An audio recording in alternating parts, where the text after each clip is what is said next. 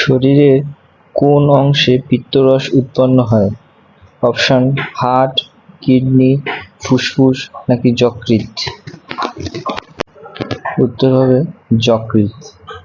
2 নম্বর প্রশ্ন, মানুষের পরিপাকতন্ত্র পরীক্ষার জন্য কোন যন্ত্রকে ব্যবহার করা হয়? অপশন অসিলোস্কোপ, মাইক্রোস্কোপ, রেডিওগ্রাফ না এন্ডোস্কোপ? উত্তর হবে এন্ডোস্কোপ। 3 নম্বর প্রশ্ন, নিচের কোনটি হোমোডন্ট দাঁত আছে? মাছ, মানুষ, চিতাবাঘ নাকি ঘোড়া? মাছ। হোমোডন্ট মানে একই রকম দাঁত, সবকটা দাঁতই। পরের প্রশ্ন, ডিওডোনাম ড্যাশ এর অংশ। ডিওডোনাম কার অংশ? ক্ষুদ্রান্ত, বৃহদন্ত, গলব্লাডার না ওভারি? ডিওডোনাম ক্ষুদ্রান্তের অংশ। পরের প্রশ্ন, পাচনতন্ত্রে উপস্থিত গ্যাস্ট্রিক জুসের মধ্যে রয়েছে কি?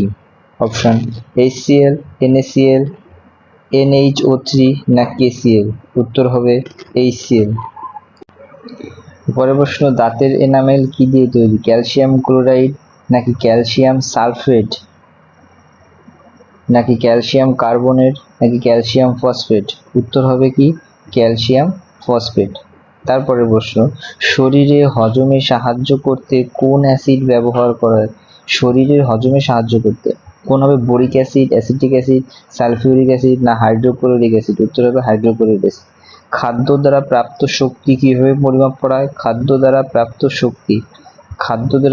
শক্তি পরিমাপ করা হয়। উত্তর হবে কি ক্যালোরির সাহায্যে।